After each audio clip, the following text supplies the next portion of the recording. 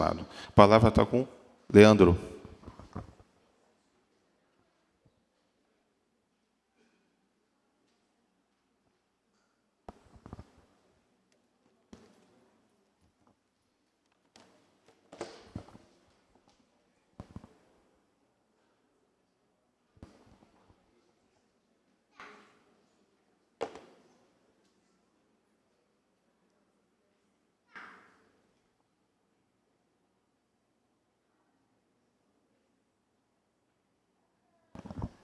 Bom dia, meus irmãos. Graça e paz. Vamos hoje, então, partir para a nossa próxima aula. Estamos falando sobre teologia bíblica, né? E hoje nós vamos falar sobre 1º e 2º Samuel. Nas aulas anteriores, né, nós tivemos a aula do pastor Lucas sobre juízes. Então, ele perguntou, né, como seria a vida se não existisse um governante, né? Depois tivemos, né, o presbítero Arsênio falando como seria, então, né, falando ali de Esther, se você fosse esse governante, né? Livro de Ruth, né? Se você fosse esse governante, como seria, como você faria as coisas, né? Se você tivesse como organizar as coisas, governar, comandar. E hoje, dentro da perspectiva, então, de 1º e 2º Samuel, a pergunta é, se você pudesse escolher o governante, como seria essa pessoa? Como seria essa pessoa que você escolheria para ser o governante, né? Como seria? Exatamente. Como seria? Vamos lá, irmãos. Lucas, presbítero Lucas, como seria essa pessoa, se você pudesse escolher? Claro que nós temos hoje, nós escolhemos, né, pelo voto em si, mas geralmente não é o nosso voto, né, que coloca um governante, mas os nossos anseios, as nossas aspirações para essa pessoa, como seria essa pessoa a governar? Eu ainda espero ver na minha vida realmente, como já teve no passado, e a gente escuta, você vai ler na história, não só aqui no Brasil, mas nos Estados Unidos e em outros países que realmente já professaram a fé em Cristo, eu espero um governante que realmente se embase na Bíblia, né? Se embase na Bíblia para governar. Creio que esse homem vai ter muitas soluções para os problemas que a gente enfrenta no nosso dia a dia, né? Eu acho que a gente tem muitas histórias, principalmente para grandes presidentes que estiveram, principalmente nos Estados Unidos, que se firmavam na Bíblia, né, para procurar soluções de problemas e eram bem sucedidos, né? Alguém mais quer falar como seria o governante ideal? Vamos lá, então. Então, se tratando de 1º e 2º Samuel, nós temos aqui, né, antigamente, os livros eles formavam naturalmente uma só unidade, né? 1º e Samuel estavam juntos ali com 1º e 2º Reis, então formava somente uma unidade, né? Mas isso era na Septuaginta, então, né, eles adicionaram assim, dessa maneira, mas nós vemos de uma outra perspectiva. Então, 1º e 2º Samuel, ele vai nos trazer ensinos valiosos sobre a história do povo de Israel, a sua relação com Deus. Ele vai nos apresentar narrativas preciosas, então, ali sobre os primeiros reis, né? Começando ali no governo de Samuel, né? E depois os primeiros reis, então, Saul e Davi. Então, as suas jornadas, as suas batalhas, as suas tratativas, bem como então as suas decisões políticas e governamentais. Então, nós vamos encontrar isso em 1º e 2º Samuel.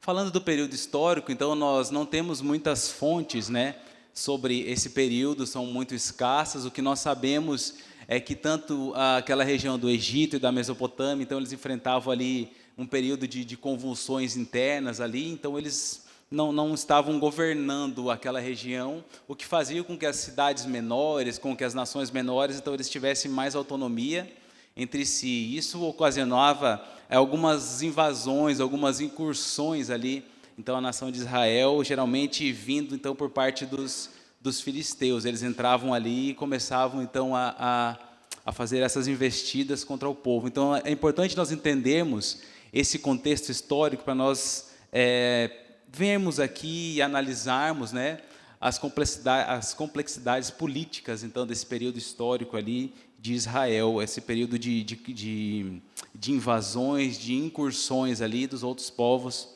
né, contra o povo, então, de Israel. A autoria ela é desconhecida, né, embora a tradição judaica ela aponta a Samuel como escritor, com base lá em Crônicas 29, porém nós temos um problema, que é Samuel relatando então a sua própria morte. Então, né, a autoria ela fica desconhecida. E nós temos então essa questão do impacto cultural que nós precisamos entender, esses conflitos que aconteciam na época, então, para nós olharmos o porquê desse livro, né, de 1º e 2º Samuel. Os primeiros principais temas teológicos. Eu estou indo um pouquinho rápido nessa primeira parte, porque tem muito conteúdo, então só essa parte mais introdutória, tá bom? Nós temos a soberania divina, nós vamos falar um pouco sobre a Arca da Aliança, a instituição da monarquia e também a aliança davídica, né? Muito importante para nós. Os personagens principais, Samuel, Saul, Davi, né? Nós temos Samuel ali, né, governando na primeira parte, então, como juiz, profeta, sacerdote. Então, depois nós temos Davi, né, um homem segundo o coração de Deus. Depois temos Saul, né, que foi eleito pelo povo, né, com a anuência do Senhor, e teve ali seu apogeu, seu declínio. E nós temos também o rei Davi, o homem segundo o coração de Deus, né, e nós vamos ver a Bíblia retratando das jornadas de Davi, das suas vitórias, das suas derrotas, dos seus fracassos espirituais, das suas vitórias espirituais, de todo a vida de Davi como um rei. Então, assim como Gênesis ele aborda o início da aliança, né, de Deus com Abraão, 1º e 2º Samuel, ele tem como objetivo de nos apresentar o início da aliança davídica, né? Se por um lado o povo escolhia reis, Deus escolhe então a partir daqui dinastias, né?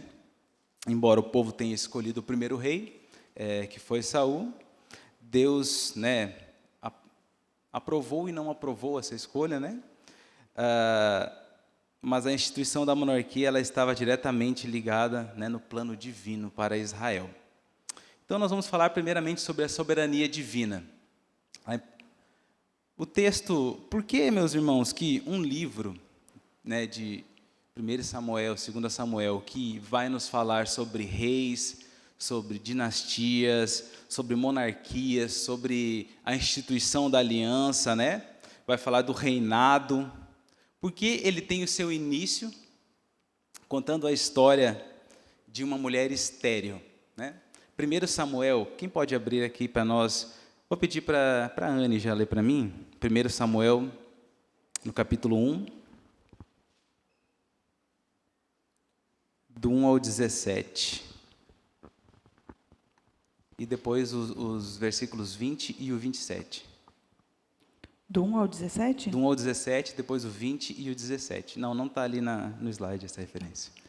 Houve um homem de Ramataim, Zofim, da região montanhosa de Efraim, cujo nome era Eucana, filho de Jeroão, filho de Eliú, filho de Tou, filho de Zufi, eframita.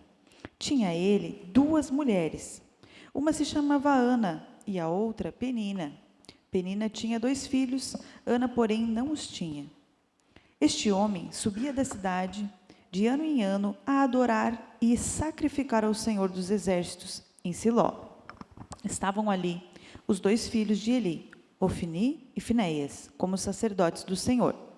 No dia em que Eucana oferecia o seu sacrifício, dava a ele porções deste a Penina, sua mulher, e a todos os seus filhos e filhas. A Ana, porém, dava porção dupla, porque ele a amava, ainda mesmo que o Senhor a houvesse deixado estéril. A sua rival a provocava excessivamente para a irritar, porquanto o Senhor lhe havia cerrado a madre. E assim o fazia ele de ano em ano.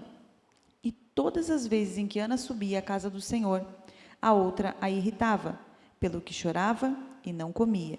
Então Eucana, seu marido, lhe disse: Ana, por que choras? E por que não comes? E por que estás de coração triste? Não te sou eu melhor que 10 filhos? Após terem comido e bebido em Siló, estando Eli o sacerdote assentado numa cadeira, junto a um pilar do templo do Senhor, levantou-se Ana e, com amargura de alma, orou ao Senhor e chorou abundantemente. E fez um voto dizendo: Senhor dos exércitos, se benignamente atentares para a aflição da tua serva, e de mim te lembrares, e da tua serva não te esqueceres, e lhes deres um filho varão, ao Senhor o darei por todos os dias da sua vida, e sobre a sua cabeça não passará navalha. Demorando-se ela a orar perante o Senhor, passou Eli a observar-lhe o movimento dos lábios. Porquanto Ana só no coração falava, seus lábios se moviam, porém não lhe ouvia voz nenhuma. Por isso Eli a teve por embriagada, e lhe disse: Até quando estarás tu embriagada? Aparta de ti este vinho. Porém Ana respondeu: Não, Senhor meu, eu não sou uma mulher atribulada de... Não, Senhor meu, eu sou uma mulher atribulada de espírito. Não bebi nem vinho, nem bebida forte, porém venho derramando a minha alma perante o Senhor. Não tenhas, pois, a tua serva por filha de Belial, porque pelo excesso da minha ansiedade e da minha aflição é que tenho falado até agora. Então lhe respondeu Eli: Vai-te em paz, e o Senhor, Deus de Israel, te conceda a petição que lhe fizeste. Então, meus irmãos, essa história de Ana, né, de Samuel, uma linda história, né? Agora, por que, né, Deus escolheu essa narrativa para começar os livros de 1 Samuel e 2 Samuel? Por que Deus escolhe essa narrativa para iniciar um livro que vai falar sobre a monarquia, sobre reis, né, sobre instituição de governos? Por que Deus escolhe esse tema? Deus simplesmente ele poderia ter iniciado, né, contando a história de maneira diferente. Então, né, havia um homem, né, tal, Samuel, filho desse homem, e seguido já a história. Mas Deus se preocupa em preservar essa história, né, esse momento da vida de Samuel, né, antes de ele nascer, da sua mãe, de Ana. Então, por que Deus faz isso? Por que Deus escolhe esse tema, né? Alguém tem alguma ideia do porquê Deus faz isso, do porquê Deus faz essa escolha de começar essa narrativa contando a história de uma mulher estéril? O que você acha aí, William? Veja bem, nós estamos falando de soberania divina. Estamos falando de uma mulher estéril, uma mulher que não poderia, né, dar à luz. O texto mostra aqui Eucana, né, um homem ali atribulado, né, duas mulheres, né, fazendo o que não era para fazer, mas era um crente, um cristão, né, vamos tratar como cristão. Era alguém que ia na igreja, trazendo para o nosso contexto, né, alguém que ia na igreja no domingo, mas tinha duas mulheres, né, então fazia algo que era mal diante dos olhos do Senhor. Deus não tinha ordenado isso, não tinha instituído isso. Mas a história conta que ele tinha suas duas esposas, Ana e Penina, e ele subia então a sacrificar todo ano, né? Ali ao Senhor, e Ana então desejava muito ter um filho. Deus está mostrando a sua soberania divina nessa história. Uma pessoa que não podia, uma mulher que não podia gerar a luz, vai então gerar a Samuel, que vai dar ali um pontapé inicial nessa história, então, da instituição da monarquia, da instituição dos reis, da instituição divina. O que vai acontecer a seguir, Deus parte de uma pessoa que não podia gerar, que não podia frutificar. Nós olhamos para o povo de Israel, um povo pequeno, que não tinha perspectiva. E nós olhamos aqui, então, Deus mostrando a sua soberania, a sua providência, então, para trazer um líder, para trazer um libertador, para trazer alguém que fosse libertar, alguém que seria, então, um instrumento de Deus, né, no estabelecimento, então, da monarquia, né, davídica. Deus está mostrando, então, o quê? Que Ele é quem dirige a história, Ele é quem governa a história. Então, a partir desse ponto, então, nós vemos a soberania divina sendo aqui o carro-chefe de 1 Samuel e 2 Samuel. Agora, por que, né, então Deus escolhe Samuel? O porquê Samuel? O porquê Samuel? Então nós vamos ler aqui em 1 Samuel, capítulo 2, 15 e 35. Eu vou pedir para o William ler para nós. Então, o primeiro texto de referência, 1 Samuel 2, do 15 ao 35.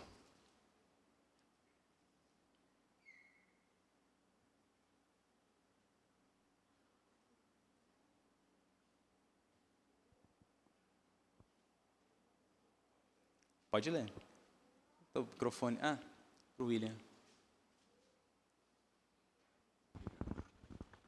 Também, antes de se queimar a gordura, vinha o moço do sacerdote e dizia ao homem que sacrificava: dá essa carne para assar ao sacerdote, porque não aceitará de ti carne cozida, senão crua. Se o ofertante respondia: queime-se primeiro a gordura, e depois tomarás quanto quiseres, então ele lhe dizia: não, porém hás de mar dar agora, senão tomá-la-ei à força. Era, pois, muito grande o pecado destes moços perante o Senhor, porquanto eles desprezavam a oferta do Senhor. Samuel ministrava perante o Senhor, sendo ainda menino, vestido de uma estola sacerdotal de linho. Sua mãe lhe fazia uma túnica pequena, e de ano em ano lhe trazia, quando, com seu marido, subia a oferecer o sacrifício anual. Eli abençoava a Eucana e a sua mulher e dizia: o Senhor te dê filhos dessa mulher, em lugar do filho que devolveu ao Senhor. E voltavam para a sua casa. Abençoou, pois, o Senhor a Ana, e ela concebeu e teve 3 filhos e 2 filhas. E o jovem Samuel crescia diante do Senhor.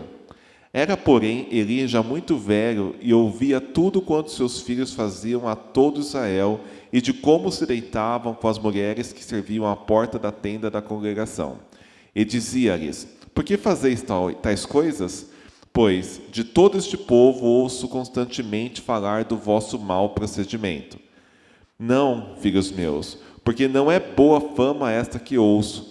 Estais fazendo transgredir o povo do Senhor. Pecando o homem contra o próximo, Deus lhe será o árbitro. Pecando, porém, contra o Senhor, quem intercederá por ele? Entretanto, não ouviram a voz de seu pai, porque o Senhor os queria matar. Mas o jovem Samuel crescia em estatura e no favor do Senhor e dos homens. Veio um homem de Deus a Eli e lhe disse: assim diz o Senhor: não me manifestei, na verdade, à casa de teu pai, estando os israelitas ainda no Egito, na casa de Faraó? Eu os escolhi dentre todas as tribos de Israel para ser o meu sacerdote, para subir ao meu altar, para queimar o incenso e para trazer a estola sacerdotal perante mim. E dei à casa de teu pai todas as ofertas queimadas dos filhos de Israel. Por que pisais aos pés os meus sacrifícios e as minhas ofertas de manjares que ordenei, se me fizessem na minha morada? E tu, por que honras a teus filhos mais do que a mim, para que tu e eles vos engordardes das melhores de todas as ofertas do meu povo de Israel? Portanto, diz o Senhor, Deus de Israel: na verdade, dissera eu que a tua casa e a casa de meu pai andariam diante de mim perpetuamente. Porém, agora diz o Senhor: longe de mim tal coisa, porque aos que me honram honrarei, porém os que me desprezam serão desmerecidos. Eis que vem dias em que cortarei o teu braço e o braço da casa de teu pai, para que não haja mais velho nenhum em tua casa. E verás o aperto da morada de Deus, há um tempo com o bem que fará Israel, e jamais haverá velho em tua casa. O homem, porém, da tua linhagem, a quem eu não afastar do meu altar, será para te consumir os olhos e para te entristecer a alma. E todos os descendentes da tua casa morrerão na flor da idade. Ser-te-á por sinal o que sobrevirá a teus 2 filhos, a Ofne e Finéias. Ambos morrerão no mesmo dia. Então suscitarei para mim um sacerdote fiel, que procederá segundo o que tenho no coração e na mente. Edificar-lhe-ei uma casa estável, e andará ele diante dos meu ungido para sempre. Qual era o contexto que nós estamos entrando aqui nesse texto da nação de Israel? Da onde eles vinham? Qual período? Juízes. E o que acontecia em Juízes? O povo fazia, né, o que queria, como bem entendia. Era um período marcado, então, pela insubmissão, pela idolatria, né? Um povo que geralmente vivia quebrando os mandamentos. Ora, Deus abençoava o povo e eles então venciam as batalhas, eles se voltavam para o Senhor. Ora, então, depois acontecendo isso, o povo voltava às velhas práticas de idolatria e seguia nessa constante de alta, né, e baixa, né, adorando ao Senhor e negando ao Senhor, adorando ao Senhor e adorando os ídolos. Então o povo vivia dentro desse contexto. E é nesse contexto que Deus agora vai levantar Samuel. E o que Deus vai fazer aqui? Deus vai reverter, então, o que ele havia prometido, né, à família de Eli. Porque os filhos de Eli estavam cometendo tudo isso que nós estamos vendo aqui. Todos esses, né, essas coisas aqui que eles faziam, essa maneira ímpia de viver dos filhos de Eli. Eli não governava bem, então, a sua casa, então seus filhos agiam dessa maneira, porque eles vinham desse contexto de juízo, esse contexto totalmente conturbado, cheio de um contexto totalmente problemático, né? Então, eles partem desse princípio aqui, eles partem desse momento da história. Então, o texto aqui vai nos falar que Deus vai agora tirar essa promessa da casa de Eli, vai tirar o sacerdócio da linhagem de Eli, vai extinguir, vai exterminar e vai levantar alguém segundo o seu coração, né? Alguém segundo o que tenho no coração e na mente. Então, Deus vai levantar alguém, e esse alguém é justamente Samuel, né? Um improvável, né, filho de uma mulher que não poderia gerar, né? Então nós vemos aqui esse contexto aqui afetado, então, pelo pecado, pela queda, né? E nós vemos então Deus restaurando agora, aqui dando início à restauração, né, a partir do momento que ele vai instituir Samuel. Então nós vemos Deus colocando Samuel à frente do povo. Então Deus traz Samuel, o sacerdote Eli, então ele tem todo um episódio que nós vamos ver para frente agora aqui, do momento que ele morre, que ele sai da frente da liderança, então Deus coloca Samuel. Então, a partir desse contexto aqui, nós temos a introdução da Arca da Aliança, né? Nos textos aqui, a partir do texto de 1 Samuel 4 e 10. Eu vou pedir para o presbítero Lucas ler para nós. 1 Samuel 4 e 10. Veio a palavra de Samuel a todo Israel. Israel saiu a peleja contra os filisteus e se acampou junto a Ebenezer. E os filisteus se acamparam junto a Afeque. Dispuseram-se os filisteus em ordem de batalha para sair de encontro a Israel. E travada a peleja, Israel foi derrotado pelos filisteus. É o 4 e 10? Desculpa, comecei no 1, né? É do 1. Era só o 4 a 10. Mas não afeta em nada a contribuição para o texto. Vou ler o 4 e 10. Isso. Então pelejaram os filisteus, Israel foi derrotado e cada um fugiu para a sua tenda. Foi grande a derrota, pois foram mortos de Israel 30 homens de pé. Já pode ler o 5 também, o 2 ao 6. Tomaram os filisteus a arca de Deus e a meteram na casa de Dagom, junto a este. Levantando-se, porém de madrugada, os de Asdod no dia seguinte, e eis que estava caído Dagom com o rosto em terra. Diante da arca do Senhor, tomaram-no e a tomaram a pô-la no seu lugar. Levantando-se de madrugada no dia seguinte pela manhã, eis que Dagom jazia caído de bruços diante da arca do Senhor. A cabeça de Dagom e as 2 mãos estavam cortadas sobre o limiar. Dele ficara apenas o tronco. Por isso, os sacerdotes de Dagom e todos os que entram no seu templo, não lhe pisam o limiar em Asdod até o dia de hoje. Porém, a mão do Senhor castigou e duramente os de Asdod e os assolou e os feriu de tumores, tanto em Asdod como no seu território. Qual que é o significado da arca? Da arca da aliança.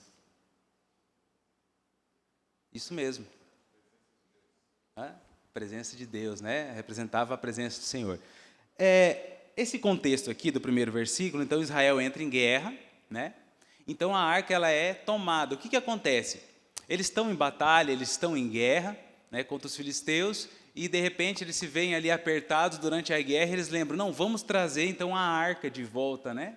Vamos trazer a arca da aliança para frente da batalha. Talvez pensando nas ações lá de Moisés, de Josué, então eles trouxeram a arca, né, para ver se eles venciam a batalha. Só que o problema aqui é que eles usaram essa arca, né, o ato de trazer a arca para a batalha, como se fosse algo que fosse trazer a vitória para eles. Só que, na verdade, eles estavam envoltos, né, em desobediência, em corrupção, estavam agindo da maneira errada. Então, eles trazem a arca achando que a arca, né, ia trazer essa vitória para eles. Só que, na verdade, eles precisavam confessar os seus pecados, se arrepender, ter uma mudança de vida. Então, eles queriam usar, na verdade, ali, a presença de Deus, né, para os seus próprios fins, para algo que eles queriam. E será que nós fazemos, às vezes, algo parecido assim? Quando que nós fazemos uma coisa semelhante a essa? De querer usar a presença de Deus para os nossos próprios fins, ou usar a Deus, ou usar as bênçãos, ou usar, então, as benesses, os benefícios de Deus para o nosso próprio benefício. Anne, quer falar? Eu acho que tem muita questão até de votos, né? Muitas vezes a gente quer fazer no nosso coração alguns votos com o Senhor, nosso coração pecaminoso, né? E dizendo, Senhor, se eu conseguir essa bênção, eu vou investir em algo. Mas às vezes não é aquilo que o Senhor tem. E às vezes a gente quer barganhar, dizendo que é para o Senhor, que vai glorificar a Deus, e na verdade é só o nosso coração, é algo que a gente quer. Então, em vez de nós até mesmo tomar decisão, a gente tem que perguntar para o Senhor se é isso, né, que Ele quer. Mas eu falo isso porque muitas vezes eu já me vi nesse erro de insistir com algo para o Senhor, dizendo que seria, né, algo legítimo, mas no fundo era o meu coração orgulhoso, era a minha vontade. Então, não era para glorificar o Senhor, não era a presença do Senhor vai estar ali, então agora eu vou conseguir, vou honrar o Senhor nisso. Era um desejo errado no meu coração. Mais alguém quer confessar os seus pecados? Não? É exatamente dessa maneira, né? Nós vivemos, às vezes, uma vida torta, né? Durante a semana, nós agimos como bem entendemos no nosso trabalho, na rua, né, nosso linguajar, nos nossos lazeres ou naquilo que nós assistimos, né? E ao domingo, então, nós vemos até a presença do Senhor, né?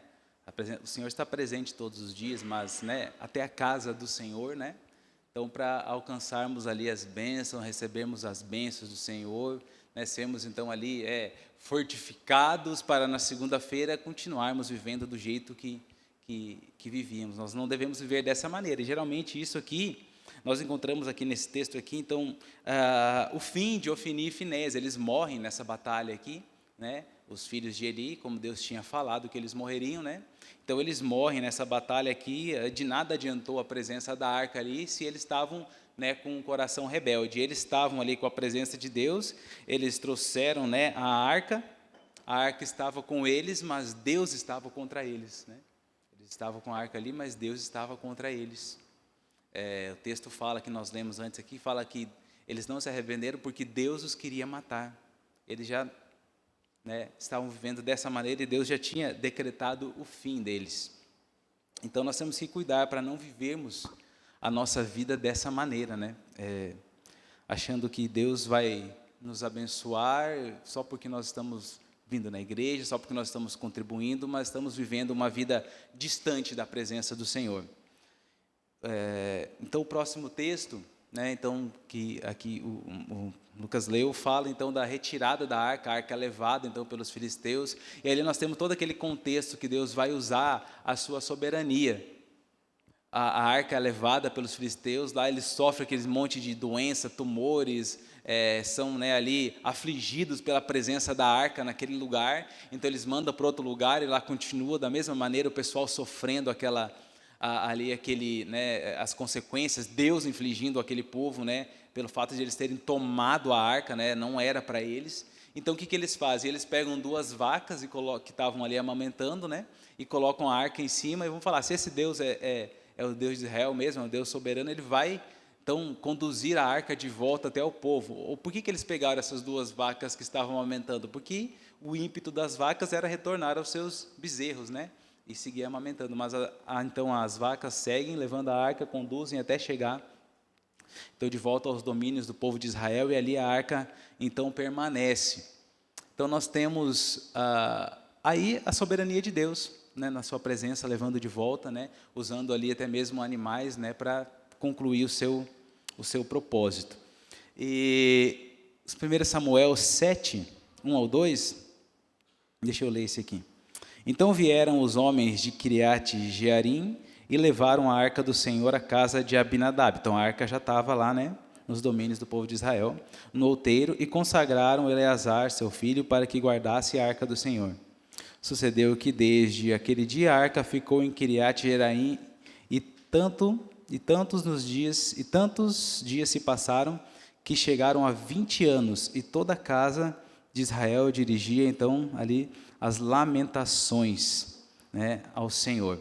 Depois da vitória de Israel, então passaram cerca de 20 anos. Né?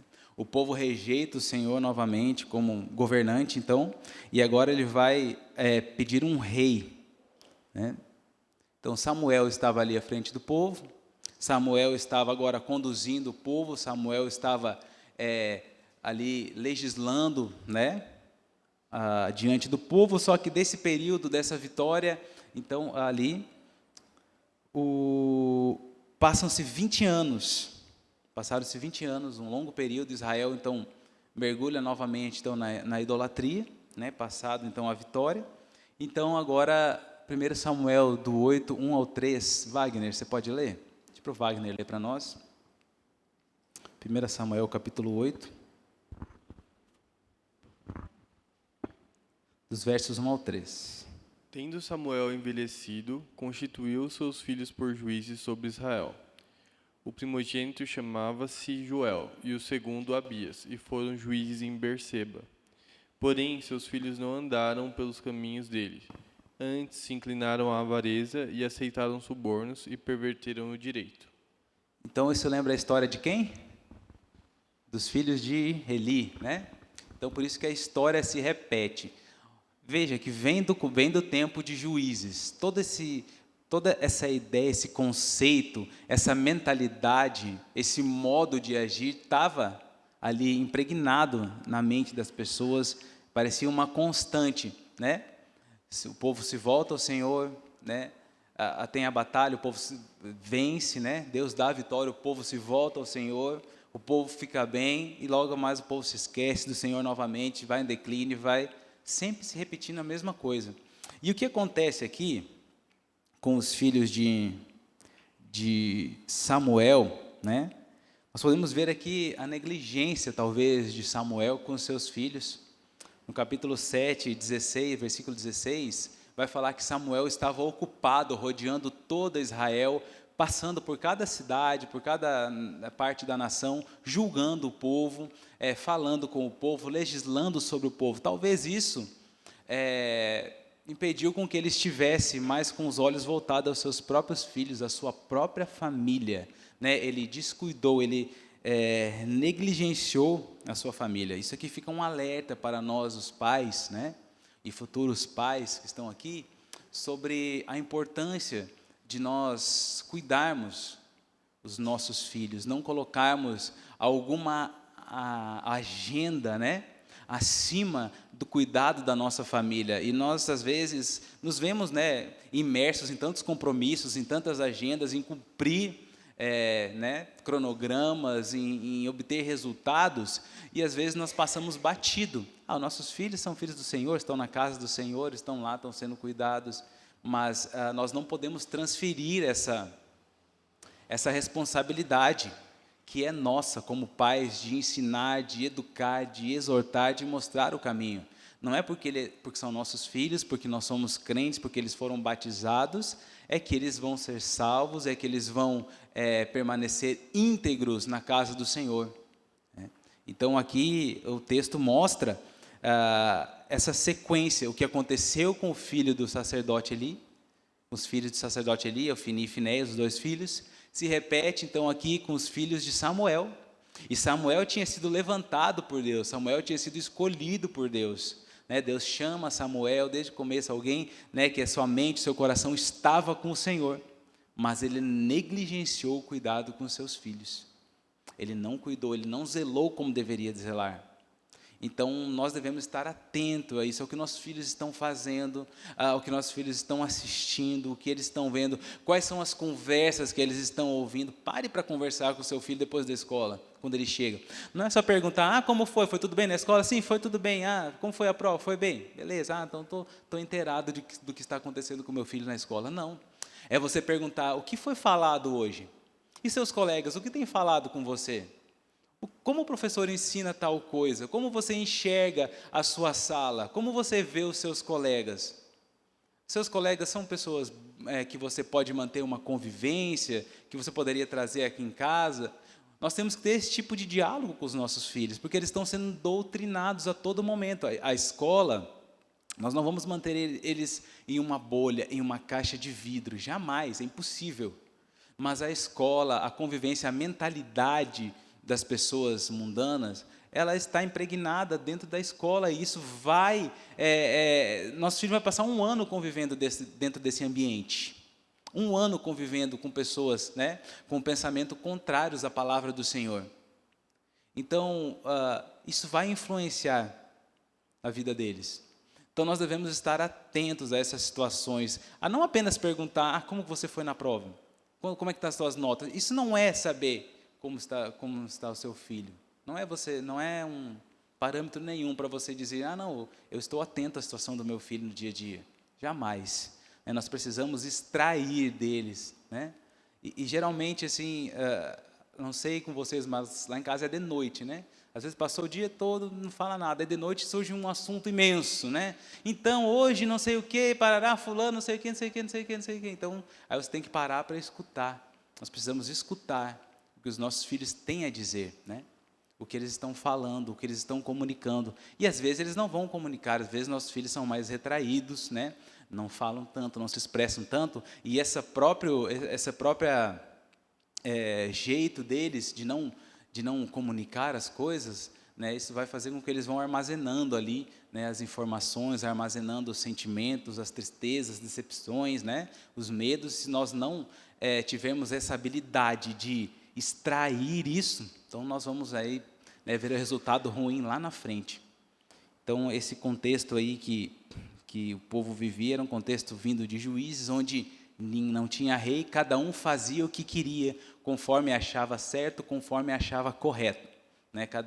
Cada um tinha a sua verdade. Parece muito com hoje. Cada um faz o que quer, a sua verdade é sua, cada um tem a sua verdade, então você não pode impor uma verdade. Então, parece muito esse contexto. Então, fica um alerta para nós, à luz aqui de 1 Samuel, cuidar dos nossos filhos. Então, a partir desse ponto, o povo olha isso na vida de Samuel e vai rejeitar Samuel. Eles agora passam a olhar as outras nações, passam a olhar os outros povos, então eles querem um rei. Então, 1 Samuel 8, do 4 ao 9, Gisele, você lê para nós? Gisele do Denis.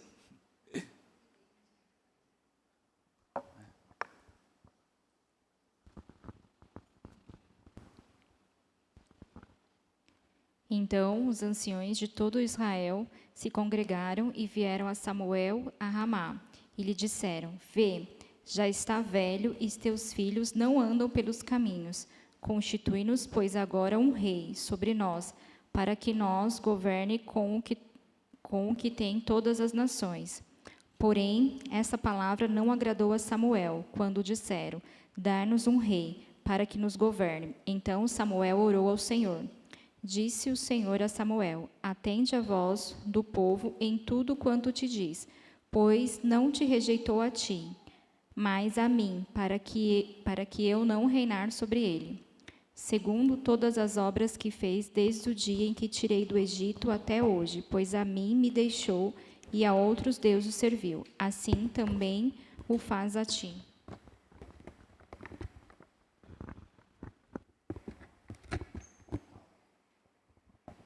Meus irmãos, será que o povo rejeitou Samuel só por causa dos filhos? Só porque os filhos estavam fazendo ali o que era mal? Ou tinha algo por trás? O que vocês acham? Não, eles realmente estavam vendo o erro, a corrupção, vendo que Samuel não era um bom líder porque ele não governava bem a sua casa. Então nós vamos tirar Samuel e colocar alguém que governe bem a sua casa. Era isso, será? Que estava por detrás da intenção deles? Não, né? Não era esse, apesar do texto falar aqui, né? E eles até citam isso, mas isso era um pretexto, um argumento para o que realmente eles queriam, né? Eles queriam, então, um rei ao molde do quê? Das outras nações.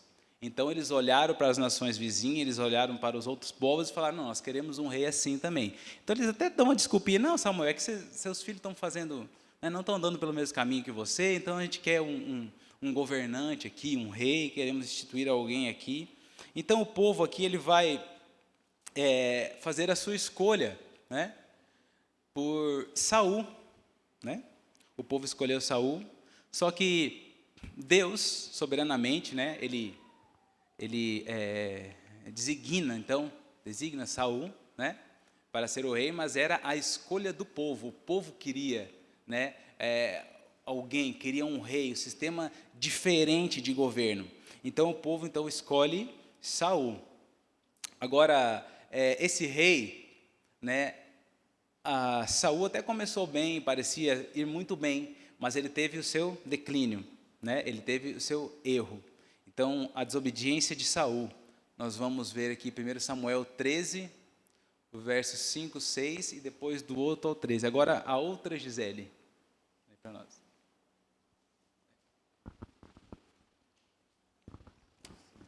É o 1 Samuel 13, os versículos 5, 6 e depois do 8 ao 13.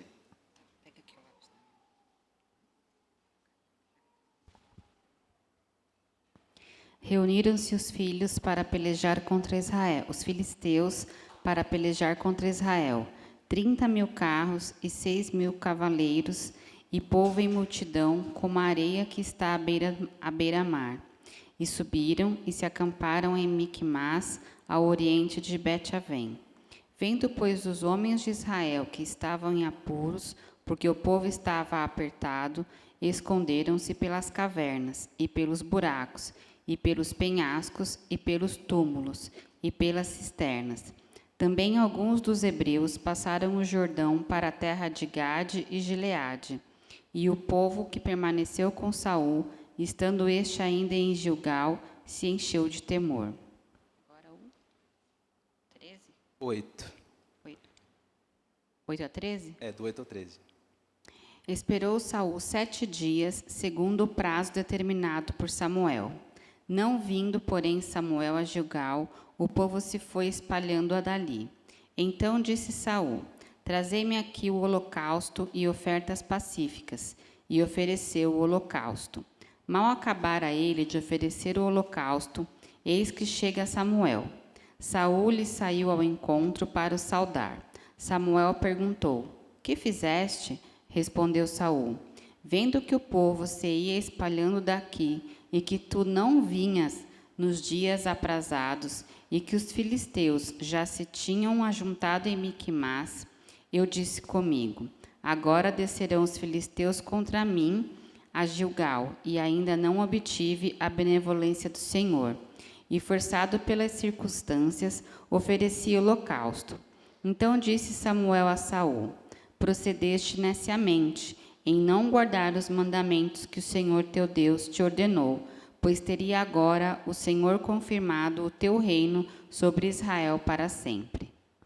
Então nós vemos aqui Saul, né, oferecendo ali o sacrifício, né, se adiantando, então desobedecendo, fazendo uma função que não competia a ele, que não servia a ele. Então nós vemos aqui o começo do declínio do reinado de Saul. Depois aqui em 1 Samuel 15, ele vai dizer o seguinte, no verso 2: Assim diz o Senhor dos Exércitos, castigarei Amaleque pelo que fez a Israel, ter se oposto a Israel no caminho quando este subia do Egito. Vai, pois, agora e fere a Amaleque, e destrói totalmente a tudo o que tiver, e nada lhe poupes. Porém matarás homem e mulher, meninos e crianças de peito, bois e ovelhas, camelos e jumentos. Saul convocou o povo e os contou em Telaim, 200.000 homens de pé e 10.000 homens de Judá. Chegando, pois, Saul à cidade de Amaleque, pôs emboscadas no vale, e disse aos queneus: Ide-vos, retirai-vos e saí do meio dos amalequitas, para que eu vos não destrua juntamente com eles, porque usaste de misericórdia para com todos os filhos de Israel, quando subiram do Egito. Assim os queneus se retiraram do meio dos amalequitas. Então feriu Saul os amalequitas desde Avilá até chegar a Sur, que está de frente do Egito. Tomou vivo Agag, rei dos amalequitas, porém a todo o povo destruiu a fio da espada. E Saul e o povo pouparam Agag e o melhor das ovelhas e dos bois e os animais gordos e os cordeiros, e o melhor que havia, e não os quiseram destruir totalmente. Porém toda coisa vil e desprezível destruíram. Então veio a palavra do Senhor a Samuel, dizendo: Arrependo-me de haver constituído Saul rei, porquanto deixou de me seguir e não executou as minhas palavras. Então Samuel se contristou e toda a noite ele clamou ao Senhor. Aí no verso 18: Enviou-te o Senhor a este caminho e disse: Vai e destrói totalmente esses pecadores, os amalequitas, e peleja contra eles até exterminá-los. Por que, pois, não atentastes à voz do Senhor, mas te lançaste ao desejo e fizeste o que era mau aos olhos do Senhor? Então disse Saul a Samuel: Pelo contrário, dei ouvidos à voz do Senhor e segui o caminho pelo qual o Senhor me enviou. E trouxe a Agag, rei de Amaleque, e os amalequitas os destruí totalmente. Mas o povo tomou do despojo ovelhas e bois, o melhor do designado à destruição, para oferecer ao Senhor, teu Deus, em Gilgal.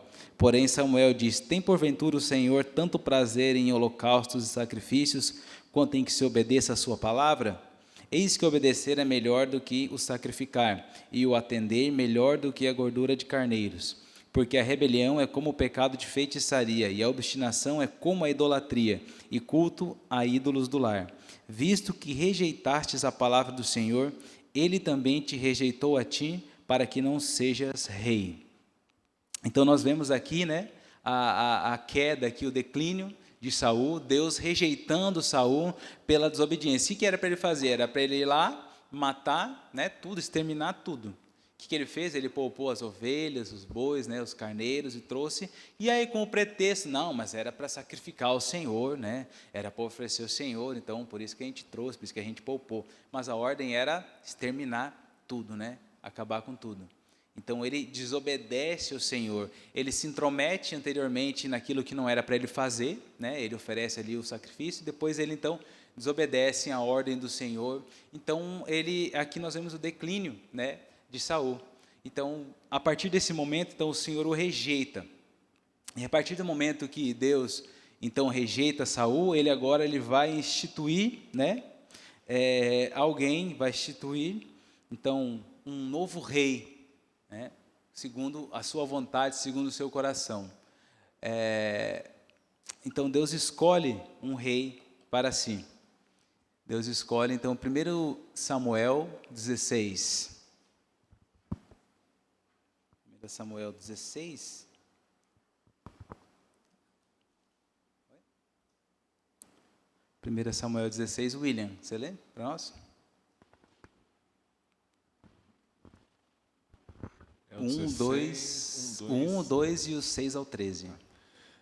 Disse o Senhor a Samuel: Até quando terás pena de Saul, havendo-o eu rejeitado, para que não reine sobre Israel? Enche um chifre de azeite e vem. Enviar-te-ei a Jessé, o belemita, porque dentre os seus filhos me provide um rei. Disse Samuel: Como irei eu, pois Saul saberá e me matará. Então disse o Senhor: Toma contigo o novilho e dize: Vim para sacrificar ao Senhor. Sucedeu que, entrando eles, viu Elias e disse consigo: certamente está perante o Senhor o seu ungido. Porém o Senhor disse a Samuel: não atentes para a tua aparência, nem para a tua altura, porque eu rejeitei. Porque o Senhor não vê como vê o homem vê o exterior, porém o Senhor o coração. Então chamou Jessé Abinadab e o fez passar diante de Samuel, o qual disse: nem a este escolheu o Senhor. Então Jessé fez passar a Samá, porém Samuel disse: tampouco a este escolheu o Senhor. Assim fez passar Jessé os seus 7 filhos diante de Samuel, porém Samuel disse a Jessé: o Senhor não escolheu estes. Perguntou Samuel a Jessé: acabaram-se os teus filhos? Ele respondeu: ainda falta o mais moço, que está apacentando as ovelhas. Disse, pois, Samuel a Jessé: manda chamá-lo, pois não nos assentaremos à mesa sem que ele venha. Então mandou chamá-lo, e fê-lo entrar. Ele era ruivo, de belos olhos e boa aparência. Disse o Senhor: levanta-te e unge, pois este é ele. Tomou Samuel o chifre de azeite e o ungiu no meio dos seus irmãos. E daquele dia em diante o Espírito do Senhor se apossou de Davi. Então Samuel se levantou e foi para Ramá. Irmãos, vejam como a soberania de Deus é linda e rege toda essa história. Para levantar Samuel, Deus pega alguém que não poderia existir, né? Não tinha como existir, vindo de uma mulher estéril. E para levantar Davi, pega alguém que aos olhos do mundo não existia, né? Alguém que estava lá no campo, alguém que estava escondido, né? No meio das ovelhas lá, do seu pai. Então, Deus trabalha dessa maneira. Ele pega alguém que não poderia existir e pega alguém que não existia aos olhos humanos e coloca, né, no seu lugar ali de destaque dentro de uma nação para governar, para exercer o domínio, para fazer a sua soberana vontade, assim que Deus age em nossas vidas, né? Quando olhamos para nós, onde nós poderíamos estar hoje, se não fosse a mão do Senhor em nossas vidas, né? Então Deus, a partir desse momento, escolhe lá o improvável Davi. Se houvesse uma eleição naquele tempo, Davi certamente, né, não teria os votos necessários ali para ser o governante, né, da nação, mas a escolha do homem é a escolha do homem, a escolha de Deus é a escolha de Deus. Então, por isso que realmente Deus faz como quer. Irmãos, o tempo está avançando e eu tenho muita coisa.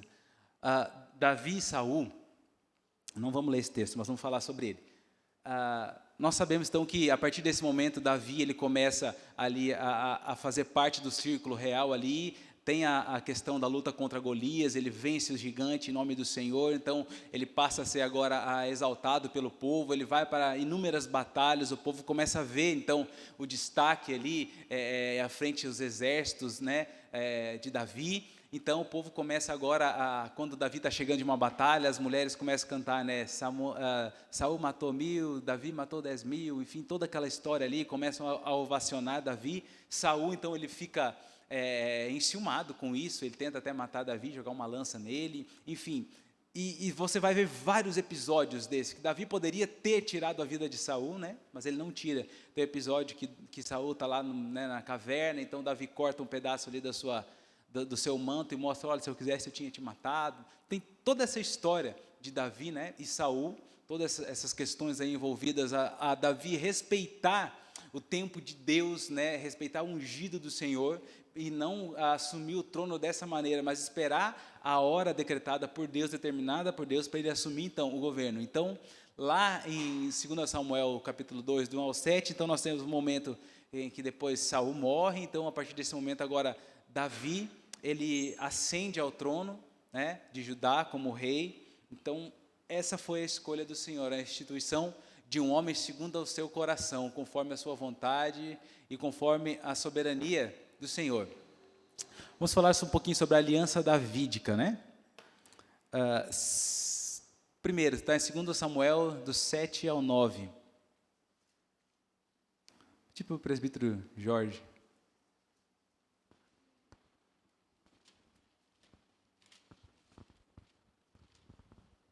Já pode ficar que você vai ler os outros já, então estão todos perto um do outro.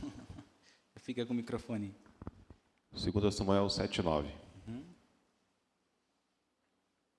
E fui contigo, por onde quer que andasse.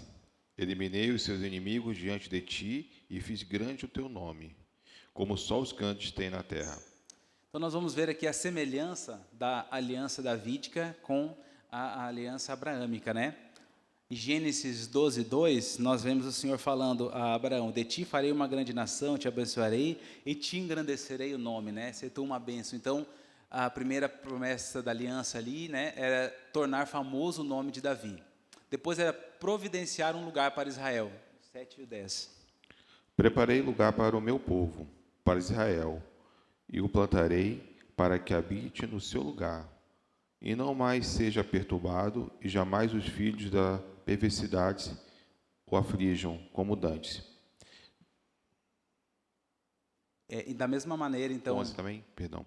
Isso. Desde o dia em que mandei que houvesse juízes sobre o meu povo de Israel, dar-te-ei, porém, descanso de todos os teus inimigos. Também o Senhor me fez saber que Ele, o Senhor, te dará casa. Então, nós vemos aí Deus providenciando um lugar, né, para Israel. Em Abraão também, né, Deus providencia um lugar, promete a Abraão, né, para o seu povo. Então, para Davi, da mesma maneira. E a promessa de tornar, então, esse lugar seguro também, da mesma maneira que Deus promete, né, a Davi, quando Deus fala também a Abraão, né, os que te abençoarem, eu abençoarei, os que te amaldiçoarem, eu amaldiçoarei, e se reflete nessa promessa, então, de tornar essa nação, esse lugar, um lugar seguro para o povo de Deus. O descendente de Davi construiu o templo, Samuel, no 13. O primeiro agora? O primeiro, no versículo 13.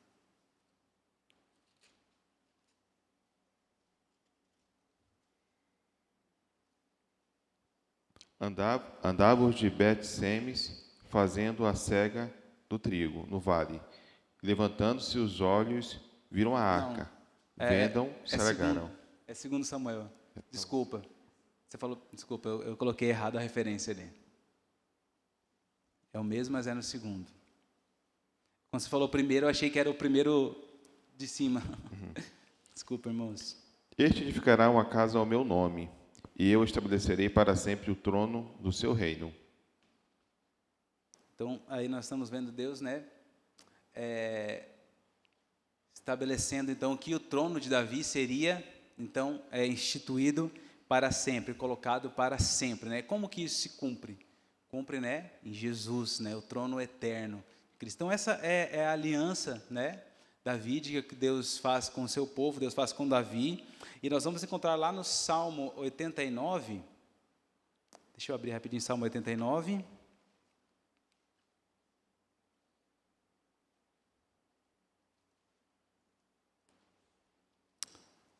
Do 30 ao 35 aqui.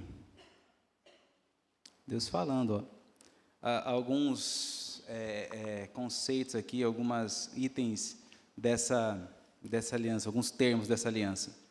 Salmos 89, do verso 30 ao 35. Se os teus filhos desprezarem a minha lei e não andarem nos meus juízos, se violarem os meus preceitos e não guardarem os meus mandamentos, então punirei com vara as suas transgressões e com açoites a sua iniquidade. Mas jamais retirarei dele a minha bondade, nem desmentirei a minha fidelidade.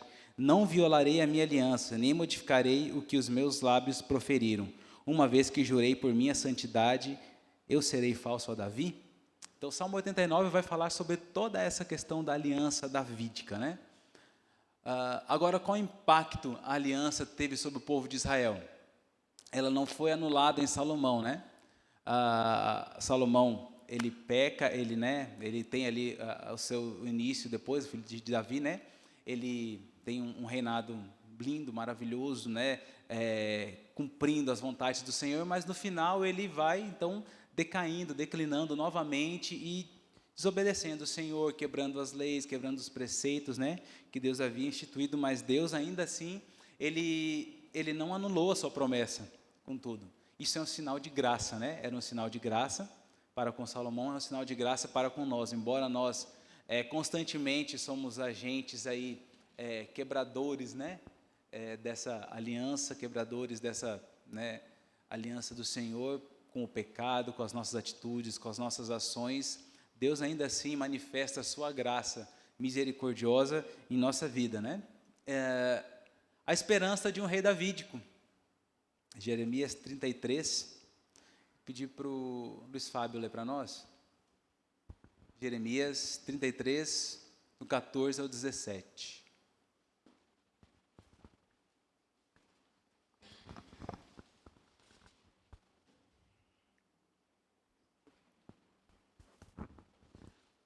Jeremias 33, 14 e 17. Ao 17. 14 e 17.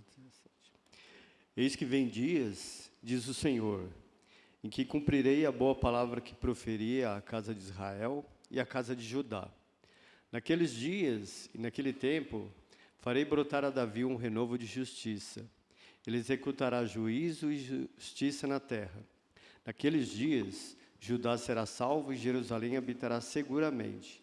Ela será chamada Senhor, justiça nossa. Porque assim diz o Senhor, nunca faltará a Davi homem que se assente no trono da casa de Israel. Então está aí a esperança, né? Dessa continuidade da aliança aqui. Sempre haverá um rei, alguém da linhagem de Davi assentado no trono, né? Então, Jeremias vai falar dessa esperança que nós mantemos hoje, né? Que nós temos o nosso Senhor e aguardamos a sua volta, onde vai restaurar plenamente o seu reino. Agora, por que Davi e não Saul? Né? Gênesis 49, do 8 ao 10, vai falar o seguinte. Aqui a bênção, né, de Jacó, né? Judá, teus irmãos te louvarão, a tua mão estará sobre a cerviz de teus inimigos. Os filhos de teu pai se inclinarão a ti. Judá é leãozinho, da presa subsiste, filho meu, encurva-se e deita-se como leão e como leoa quem despertará. O cetro não se arredará de Judá, nem o bastão de entre seus pés, até que venha Siló e a ele obedecerão os povos. Então o cetro aqui está falando do governo, né? Desde Judá, nunca se afastará de Judá, da casa de Judá. Então Davi é descendente então, de Judá, e então por isso a escolha de Davi e não de Saul. Os termos dessa aliança, nós lemos aqui Salmo 89, né, do 30 ao 35. Irmãos, são 2 livros bem grandes e é um assunto bem, né, amplo para nós falarmos, e o tempo é curto. Tá? Então, por isso que eu estou adiantando muita coisa e passando mais rápido por alguns assuntos. Né? Então, nós temos os termos da aliança, Salmo vai nos falar isso, 2 Samuel vai nos falar desse termo, né, de Davi. Agora, a continuidade dessa aliança. Mateus capítulo 1, e no verso 1. Agora vamos nos tempos do Novo Testamento já, né? Mateus capítulo 1, verso 1. Por que Mateus já aqui, ele inicia, né, o seu relato? Para quem que Mateus estava escrevendo? Qual que era o povo endereçado de Mateus? Eram os judeus, né? Então ele começa, para os judeus era muito importante essa questão de genealogia, de entender quem era, de onde vinha. Então Mateus, quando vai falar de Jesus Cristo, ele fala, livro da genealogia de Jesus Cristo, filho de Davi, filho de Abraão, né? Confirmando então aí essa continuidade dessa aliança. Lucas no capítulo 1,